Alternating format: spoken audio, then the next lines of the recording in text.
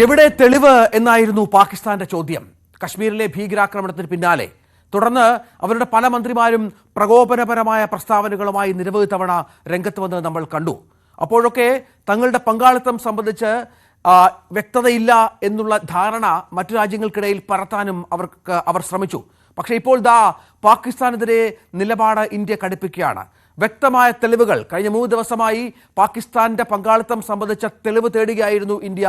ആദ്യം മുതൽ തന്നെ ചത്തത് കീചകനെങ്കിൽ കൊന്നത് ഭീമൻ തന്നെ എന്ന് പറയുന്നത് പോലെ ആദ്യം മുതൽ തന്നെ ഇന്ത്യക്കും സഖ്യരാജ്യങ്ങൾക്കും ലോകരാജ്യങ്ങൾക്കും വ്യക്തമായിരുന്നു ആരാണ് ഇതിന് പിന്നിൽ എന്നുള്ളത്. ഇപ്പോൾ തെളിവുകൾ ഇന്ത്യ ഹാജരാക്കുന്നു. 13 രാഷ്ട്ര തലവന്മാരുമായി പ്രധാനമന്ത്രി നേരിട്ട് സംസാരിച്ചു. പഹൽഗാം ആക്രമണത്തിൽ പാക് ബന്ധം വ്യക്തമാക്കുന്ന തെളിവുകൾ ലോകരാജ്യങ്ങളെ ഇതിനകം ബോധ്യപ്പെടുത്തി കഴിഞ്ഞു. എന്നാൽ അബദ്ധത്തിൽ അതിർത്തി കടന്ന BSF ജവാനെ കൈമാറാൻ പാകിസ്ഥാൻ ഇതുവരെ തയ്യാറായിട്ടില്ല. അതായത് വളരെ പ്രധാനപ്പെട്ട നിർണായകമായ നീക്കം ഇന്ത്യ ആദ്യഘട്ടം മുതൽ നടത്തിയിരുന്നു എന്നുള്ളത് തന്നെയാണ് നിർണായകം. കാരണം നമുക്കറിയാം, വളരെ വ്യക്തമായി തന്നെ ശത്രു രാജ്യത്തിന്റെ സഹായമില്ലാതെ ഇത്തരമൊരു പദ്ധതി ആസൂത്രണം ചെയ്യാൻ ആർക്കും സാധിക്കില്ല. കാരണം അത്രത്തോളം സമാധാനപൂർണമായി സുരക്ഷാ സംവിധാനങ്ങൾക്കിടയിൽ ഉണ്ടായിരുന്ന ഒരു പ്രദേശമാണ് ജമ്മു കാശ്മീർ എന്നുള്ളത്. അവിടെ പഴുതുകൾ എല്ലാം ആ തരത്തിൽ ഉപയോഗിച്ചുകൊണ്ട് വളരെ കൃത്യമായി തന്നെ ആക്രമണം നടത്തണമെങ്കിൽ പാകിസ്ഥാന്റെ സഹായം വേണം, സാമ്പത്തികമായും ആയുധപരമായും മറ്റും. രാകേഷ് ഏറ്റവും പുതിയ വിവരങ്ങളുമായി ചേരുകയാണ്. രാകേഷ്, നേരത്തെ ഞാൻ ആദ്യം പറഞ്ഞതുപോലെ പാകിസ്ഥാന്റെ ചോദ്യം എന്നുള്ളത് എന്താണ് തെളിവ് എന്നുള്ളതായിരുന്നു. ഇപ്പോൾ തെളിവുകൾ ഇന്ത്യ കണ്ടെത്തി കഴിഞ്ഞു. വളരെ വ്യക്തമായി തന്നെ അത് നമ്മൾ ബോധ്യപ്പെട്ടു. അതിനുശേഷം 13ഓളം ഇന്ത്യയെ ഇഷ്ടപ്പെടുന്ന അല്ലെങ്കിൽ ഇന്ത്യയുമായി ചേർന്ന് നിൽക്കാൻ ആഗ്രഹിക്കുന്ന രാജ്യങ്ങളെ ബോധ്യപ്പെടുത്തുകയും കഴിഞ്ഞു. ഇനിയാണ് ശക്തമായ നടപടി നമ്മൾ കാണാനിരിക്കുന്നത്, അല്ലേ? രഞ്ജിത്ത്, സൈനിക തലത്തിലും നയതന്ത്ര തലത്തിലും ശക്തമായ നിലപാടുമായി പാകിസ്ഥാനെതിരെ മുന്നോട്ട് പോവുകയാണ് ഇന്ത്യ. കാരണം സൈനിക തലത്തിൽ നേരത്തെ തന്നെ ശക്തമായ നടപടി സ്വീകരിക്കാൻ സൈന്യത്തിന് ഇന്ത്യ നിർദ്ദേശം നൽകിയിട്ടുണ്ട്. നയതന്ത്ര തലത്തിലും അത്തരം ചർച്ചകൾ നടക്കുകയും നിലപാട് ഇന്ത്യ സ്വീകരിക്കുകയും ചെയ്തു. പ്രത്യേകിച്ച് ഒരു 5 തീരുമാനങ്ങളെങ്കിലും ഇന്ത്യ കഴിഞ്ഞ ദിവസം കൈക്കൊണ്ടിരുന്നു. അതിൽ ഏറ്റവും പ്രധാനപ്പെട്ടതായിരുന്നു സിന്ധു നദി കരാർ സസ്പെൻഡ് ചെയ്യുക എന്നുള്ളത്. ഇന്നലെ അതിൻ്റെ വിശദമായ യോഗം നടന്നിരുന്നു. ആ യോഗത്തിൽ ഈ തീരുമാനം എങ്ങനെ നടപ്പാക്കുമെന്ന് തുടങ്ങിയ കാര്യങ്ങളാണ് ആലോചിച്ചത്. പ്രത്യേകിച്ച് അമിത്ഷായുടെ അധ്യക്ഷതയിലാണ് ആ യോഗം ചേർന്നത്. ആ യോഗത്തിൽ വിദേശകാര്യമന്ത്രി S. ജയശങ്കർ, ഒപ്പം തന്നെ ജലശക്തി മന്ത്രി CR പാട്ടീൽ തുടങ്ങിയവരൊക്കെ തന്നെ പങ്കെടുത്തിരുന്നു. അപ്പോൾ CR പാട്ടീൽ ഇന്നലെ രാത്രി ഈ യോഗത്തിന് ശേഷം പ്രതികരിച്ച പ്രധാനപ്പെട്ട കാര്യം ഒരു തുള്ളി വെള്ളം പോലും പാകിസ്ഥാന് നൽകില്ല എന്നുള്ളതാണ്. കാരണം ആ തീരുമാനം എങ്ങനെ ഇത് നടപ്പാക്കും, ഈ തീരുമാനം നടപ്പാക്കുമെന്നതിന് നടപ്പാക്കാനായിട്ട് 2 പ്ലാനുകൾ തയ്യാറാക്കിയിട്ടുണ്ട്. ഒന്ന് ഷോർട്ട് ടൈം പ്ലാനാണ്, ഒന്ന് ലോങ് ടൈം പ്ലാനാണ്. അതാണ് അദ്ദേഹം പ്രതികരിച്ചിരിക്കുന്നത്. അങ്ങനെ ഒരു ശക്തമായ നിലപാടുമായി ഇന്ത്യ പോവുകയാണ്. ഏതായാലും പ്രധാനമന്ത്രി നരേന്ദ്രമോദി 13 ലോക രാജ്യങ്ങളുടെ തലവന്മാരുമായി ഇതിനോടകം തന്നെ സംസാരിച്ചിട്ടുണ്ട്. മാത്രവുമല്ല, വിദേശകാര്യ സെക്രട്ടറിയും ഇതിനോടകം തന്നെ 30 രാജ്യങ്ങളുടെ പ്രതിനിധികളുമായി സംസാരിച്ചു. അങ്ങനെ ലോക രാജ്യങ്ങളുടെ പിന്തുണ ഉറപ്പാക്കുകയാണ് ഈ ഘട്ടത്തിൽ ഇന്ത്യ. മാത്രവുമല്ല, ഡിജിറ്റൽ തെളിവുകൾ അടക്കം സംബന്ധിച്ച വിവരങ്ങൾ ഇന്ത്യയുടെ കൈവശമുണ്ട്. ഈ ഭീകരരെല്ലാം തന്നെ പാകിസ്ഥാനിൽ നിന്നുള്ളവരാണ്.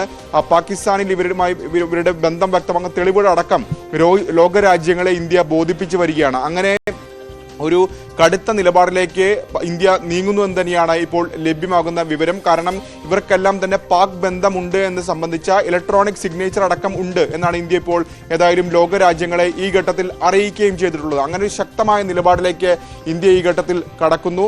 ഏതായാലും സൈനിക തലത്തിൽ ഏത് ഘട്ടത്തിലാണ് നടപടി എന്നത് പിന്നീട് ആലോചിച്ച് തീരുമാനിക്കുമെന്നാണ് ഇന്ത്യ വ്യക്തമാക്കുകയും ചെയ്തത്. അത് കൃത്യമായ നേരത്തെ ഒക്കെ തന്നെ അത്തരം നടപടികളാണ് ഇന്ത്യ കടന്നിട്ടുള്ളത്. ബാലോക്കാട്ടിലായാലും തന്നെ ഇന്ത്യ കാത്തിരുന്ന് ഒരു ഉചിതമായ സമയം തെരഞ്ഞെടുത്ത് ആക്രമിക്കുന്ന പതിവാണ് മുൻകാലങ്ങളിലൊക്കെ തന്നെ സ്വീകരിച്ചിട്ടുള്ളത്. അതിന് സമാനമായ രീതിയിൽ ഒരു തിരിച്ചടി ഉണ്ടാകും എന്ന് തന്നെയാണ് ഇപ്പോഴും കേന്ദ്ര സർക്കാർ വൃത്തങ്ങൾ ഈ ഘട്ടത്തിൽ വ്യക്തമാവുകയും ചെയ്തിരിക്കുന്നത്. അതേസമയം തന്നെ ഏറ്റവും പ്രധാനപ്പെട്ട കാര്യമാണ് ഈ അബദ്ധത്തിൽ അതിർത്തി കടന്ന BSF ജവാന്റെ കാര്യം. അത് ഇതുവരെ അദ്ദേഹത്തെ വിട്ടു നൽകാൻ പാകിസ്ഥാൻ തയ്യാറായിട്ടില്ല. അദ്ദേഹം അതിർത്തി മറികടന്നിട്ട് ഏതാണ്ട് 3 ദിവസമായി പഞ്ചാബിലെ ഫിറോസ്പൂർ അതിർത്തിയാണ് അദ്ദേഹം അബദ്ധത്തിൽ മറികടന്നത്. ഇതിനോടകം തന്നെ 3 ഫ്ലാഗ് മീറ്റിങ്ങുകൾ അവിടെ നടന്നു. പക്ഷേ ഈ 3 ഫ്ലാഗ് മീറ്റിങ്ങുകളിലും ഒരു അനുകൂലമായ തീരുമാനത്തിലേക്ക് പാകിസ്ഥാൻ ഇതുവരെ പോവുകയും ചെയ്തിട്ടില്ല.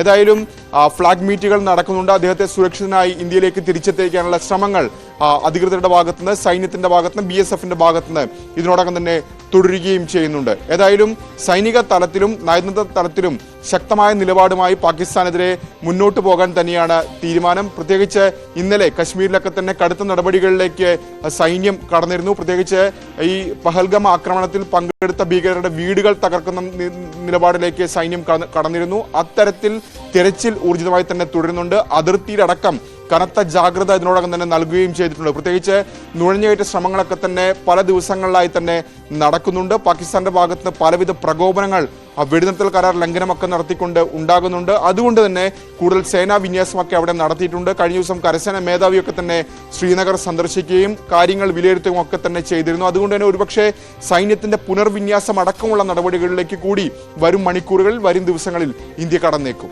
രഞ്ജിത്ത്, നമുക്കറിയാം രാകേഷ്, 69-ലും 71-ലും യുദ്ധം നടന്നപ്പോഴും പിന്നീട് പല ആക്രമണങ്ങൾ പാകിസ്ഥാനുമായി ബന്ധപ്പെട്ട മിനി യുദ്ധങ്ങളൊക്കെ സംഭവിച്ചപ്പോഴും ഇത്തരത്തിലുള്ള ശക്തമായ നിലപാട്, യുദ്ധത്തിന് യുദ്ധം തിരിച്ചടി എന്ന് പറയുമ്പോഴും ഈ ജലയുദ്ധം, അതായത് സിന്ധു നദിയിലെ കരാറുമായി ബന്ധപ്പെട്ട് ഇപ്പോൾ നടത്തിയ ഒരു സർജിക്കൽ സ്ട്രൈക്ക്, അത്തരം നീക്കങ്ങളിലേക്ക് ഇന്ത്യ പോയിരുന്നില്ല.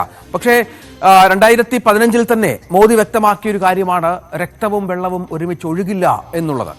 ഇപ്പോൾ നമ്മുടെ ഈ പറഞ്ഞ സാധാരണക്കാരായ 26 ജീവനുകൾ നഷ്ടപ്പെടുമ്പോൾ അതിശക്തമായ തിരിച്ചടിയിലൂടെ നയതന്ത്ര വിദഗ്ധരൊക്കെ വ്യക്തമാക്കുന്നത് പാകിസ്ഥാൻ നട്ടലൊടിക്കാൻ പോകുന്ന നടപടിയാണ്. ഇന്നലെ കേന്ദ്രമന്ത്രിസഭാ യോഗം ചേർന്ന്, സുരക്ഷാ സമിതി യോഗമൊക്കെ ചേർന്ന് ജലശക്തി ഉദ്യോഗസ്ഥരൊക്കെ ഒരുമിച്ചിരുന്ന് തീരുമാനമെടുത്തു കഴിഞ്ഞു. ഔദ്യോഗികമായി പാകിസ്ഥാനെ അറിയിച്ചു. ലോകബാങ്കിനെ ഈ നിലപാട് അറിയിക്കാൻ പോകുന്ന സാഹചര്യമൊക്കെ ഒരുക്കുകയാണ്. അങ്ങനെ അതിശക്തമായ ഈ നടപടി അതിന്റെ പ്രായോഗിക തലത്തിൽ വരുമ്പോൾ അതിന്റെ ഗൗരവം പാകിസ്ഥാൻ മനസ്സിലാക്കുന്നുണ്ടല്ലോ. സ്വാഭാവികമായും അത് അവരെ വല്ലാതെ ഇരുത്തി ചിന്തിപ്പിക്കുന്നുണ്ടാകും. അതിന്റെ ഭാഗമായാണ് മറ്റു ചില കൗണ്ടർ നടപടികളിലേക്ക് അവർ പോകുന്നത്. പക്ഷേ ഏറ്റവും ഫലപ്രദമാകാൻ പോകുന്നത് ഈ ഇന്ത്യ ഇതുവരെ സ്വീകരിച്ചിട്ടുള്ള നടപടികൾ തന്നെയല്ലേ? അതിന്റെ പ്രത്യാഘാതങ്ങളിലും ഈ പറഞ്ഞതുപോലെ ആ നടപടികളുടെ പ്രാധാന്യവുമൊക്കെ ഈ ചർച്ചകളിൽ ലോകരാജ്യങ്ങളെ ഇന്ത്യ ബോധ്യപ്പെടുത്തിയോ? അത് രഞ്ജിത്ത്, കാരണം സിന്ധു നദീജല കരാർ ഏതാണ്ട് വർഷങ്ങളുടെ പഴക്കമുണ്ട്. 1960കളിൽ അത് നിലവിൽ വന്നതാണ്. അതിനുശേഷം പല യുദ്ധങ്ങൾ ഇരു രാജ്യങ്ങൾക്കുമിടയിൽ ഉണ്ടായിട്ടുണ്ട്. പ്രത്യേകിച്ച് 65-ൽ ഇന്ത്യ പാകിസ്ഥാൻ യുദ്ധം നടന്നിട്ടുണ്ട്, 71-ൽ ഉണ്ടായിട്ടുണ്ട്, 99-ൽ കാർഗിൽ യുദ്ധം ഉണ്ടായിട്ടുണ്ട്. അപ്പോഴൊന്നും തന്നെ സിന്ധു നദീജല കരാർ അല്ലെങ്കിൽ സസ്പെൻഡ് ചെയ്തുകൊണ്ടിരുന്ന നടപടിയിലേക്ക് ഇന്ത്യ കടന്നിട്ടില്ല. കാരണം കടുത്ത നിലപാടിലേക്ക് ഇന്ത്യ പോയിട്ടുമില്ല. പക്ഷേ ഇപ്പോൾ ഏതായാലും അത്തരമൊരു നീക്കം അല്ലെങ്കിൽ പ്രഖ്യാപനം കേന്ദ്ര സർക്കാരിന്റെ ഭാഗത്തുനിന്ന് വന്നിരിക്കുന്നു. പക്ഷെ അതിന് പാകിസ്ഥാൻ പ്രതികരിച്ചിരുന്നത് ഇത്തരത്തിൽ നദീജല കരാർ റദ്ദാക്കുകയാണെങ്കിൽ അത് യുദ്ധമായി കണക്കാക്കുമെന്നായിരുന്നു പാകിസ്ഥാന്റെ പ്രതികരണം. പക്ഷേ ആ പ്രകോപനത്തിലൊന്നും തന്നെ വഴങ്ങില്ല എന്ന് തന്നെയാണ് കേന്ദ്ര സർക്കാർ വ്യക്തമാക്കുന്നത്. അതിന്റെ തുടർച്ചയായിരുന്നു ഇന്നലത്തെ യോഗം. കാരണം കഴിഞ്ഞ ദിവസം അത് അത്തരമൊരു തീരുമാനത്തിലേക്കാണ് സുരക്ഷാ കാര്യങ്ങൾക്കുള്ള മന്ത്രിസഭാ സമിതി യോഗം ചേർന്നിരുന്നെങ്കിൽ ഇന്നലെ അതെങ്ങനെ പ്രായോഗിക തലത്തിൽ നടപ്പാക്കാം എന്ന് സംബന്ധിച്ച ചർച്ചയാണ് നടന്നത്. ആ യോഗത്തിലാണ് ജലവിഭവ മന്ത്രി അടക്കം പങ്കെടുപ്പിച്ചുകൊണ്ടൊരു വിശദമായ യോഗം അമിത്ഷായുടെ അധ്യക്ഷതയിൽ നടന്നത്. ആ യോഗത്തിൽ വിദേശകാര്യമന്ത്രി അടക്കമുള്ളവർ പങ്കെടുത്തു. അതിന്റെ തുടർച്ചയായാണ് 2 പദ്ധതികൾ തയ്യാറാക്കാൻ തീരുമാനിച്ചത്. ഒന്ന് ഷോർട്ട് ടേം പ്ലാൻ, ഒപ്പം തന്നെ ലോങ് ടേം പ്ലാൻ. അങ്ങനെ ഈ 2 പദ്ധതികൾ ആസൂത്രണം ചെയ്തിട്ടുണ്ട്. അതിന്റെ അടിസ്ഥാനത്തിലായിരിക്കും ഇതെങ്ങനെ ഈ വെള്ളത്തിന്റെ ഒഴുക്കടക്കം നിയന്ത്രിച്ച് എങ്ങനെ ഇത് നടപ്പാക്കാം എന്നടക്കമുള്ള കാര്യങ്ങളിലേക്ക് രാജ്യം കടക്കുക. പ്രത്യേകിച്ച് വേൾഡ് ബാങ്കിന്റെ സഹകരണത്തോടുകൂടി നടപ്പാക്കുന്ന ഒരു പദ്ധതിയാണ് ഈ സിന്ധു നദീജല കരാർ. അപ്പൊ തന്നെ വേൾഡ് ബാങ്കിനെ ബോധിപ്പിക്കേണ്ടതുണ്ട്. മാത്രവുമല്ല ഇത്തരത്തിലൊരു തീരുമാനമെടുക്കുമ്പോൾ അത് ലോകരാഷ്ട്രങ്ങളുടെ കൂടി പിന്തുണ ഉറപ്പാക്കേണ്ടതുണ്ട്. അതിന്റെ ഭാഗമായി വേണം ഇപ്പോൾ ലോകരാജ്യങ്ങളുമായി അടക്കം പ്രധാനമന്ത്രി സംസാരിക്കുന്നതും അവരുടെ പിന്തുണ അടക്കം ഉറപ്പാക്കുന്നതും പാകിസ്ഥാന്റെ ഈ ഭീകരവാദത്തിൽ പാകിസ്ഥാന്റെ പങ്ക് ലോകരാജ്യങ്ങളെ ബോധിപ്പിക്കുന്നു. പ്രത്യേകിച്ച് 13 രാഷ്ട്രതലവന്മാരുമായി പ്രധാനമന്ത്രി തന്നെ സംസാരിച്ചു. മറ്റ് രാജ്യങ്ങളുമായി, പ്രത്യേകിച്ച് ഏതാണ്ട് 30 രാജ്യങ്ങളുമായി വിദേശകാര്യ സെക്രട്ടറി തന്നെ ചർച്ച നടത്തിയപ്പോൾ അങ്ങനെ ഏതാണ്ട് 40-അധികം രാജ്യങ്ങളുമായി ഇതിനോട് തന്നെ ചർച്ച നടത്തുന്നു. അങ്ങനെ ഈ ലോക സമൂഹത്തിന്റെ ഒന്നാകെ പിന്തുണ ഉറപ്പാക്കുകയാണ് ഈ ഘട്ടത്തിൽ ഇന്ത്യ. ഏതായാലും വരും മണിക്കൂറുകളിലടക്കം ഇത്തരത്തിൽ പുതിയ തീരുമാനങ്ങൾ, സുപ്രധാനമായ നീക്കങ്ങൾ ഇന്ത്യയുടെ ഭാഗത്തുനിന്നുണ്ടാകുമെന്ന കാര്യത്തിൽ സംശയമില്ല. പ്രത്യേകിച്ച് ഈ നദീജല കരാർ സസ്പെൻഡ് ചെയ്യുന്നതിൽ വലിയ പ്രതിഷേധം പാകിസ്ഥാനിലൊക്കെ തന്നെ ഉടലെടുത്തിരുന്നു. പക്ഷേ 26 പേരുടെ ജീവനാണ് വലുത് എന്ന് കേന്ദ്ര സർക്കാർ വ്യക്തമാക്കുകയും ചെയ്യുന്നു. ആ നിലയ്ക്ക് ശക്തമായ നിലപാടുമായി ഇന്ത്യ മുന്നോട്ട് പോവുകയാണ്. മറ്റൊന്ന്